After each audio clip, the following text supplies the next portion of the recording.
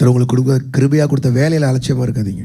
அரசாங்க வேலையில் இருக்கீங்களா, கரெக்டாக வேலையை செய்யுங்க. அங்கே போய் படுத்து தூங்கக்கூடாது. சுற்றி இருக்கிற எல்லா டேபிள் உள்ளவனும் அப்படி செய்வான். ஆனால் நீ கர்த்தருடைய பிள்ளை, நீ கர்த்தர் ஒன்று அந்த இடத்துல பிரகாசிக்க வைப்பாரு. நீ சரியான நேரத்துக்கு போகணும், நீ சரியான நேரத்துக்கு வெளியில் வரணும். வேலை நேரத்தில் வீட்டில் போய் தூக்கக்கூடாது. என்னைக்கு போல இருக்காது. அன்னைக்கு தான் அந்த ட்ரெயின் வந்து வேனில் மோதும். நமக்கெல்லாம் தெரியும், 2 வாரத்துக்கு முன்னால் ரயில்வே கேட்டில் ஒரு வேனு பஸ்ஸு போகுது, ஸ்கூல் பஸ்ஸு. ட்ரெயின் மோதி தூக்கி அடித்து அந்த பஸ்ஸில் இருந்த 3 பிள்ளைங்க செத்து போனாங்க. யார் தப்பு தெரியுமா? அந்த ரயில்வே கேட்டில் கீப்பராக உட்காந்துருந்தாங்கல்ல, ரயில்வே கேட் கீப்பர். தூக்கம்.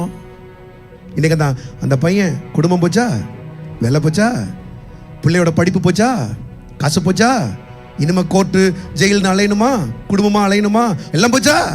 கொஞ்சம் தூக்கம். அவியானவர் இந்த காலை வேளையில உங்களை பார்த்து சொல்றாரு, அலட்சியமா மாத்திரம் இருக்காதீங்க, எப்போதுமே விழிப்போடு இருங்க. வேதம் சொல்லுகிறது, தன் வேலையில் ஜாக்கிரதையா இருக்கிறவனை நீ கண்டாயானால் அவன் நீசருக்கு முன்பாக நில்லாமல் ராஜா. ப்ரமோஷன் வேணுமாங்க, உங்க வேலையில ஜாக்கிரதையா இருங்க.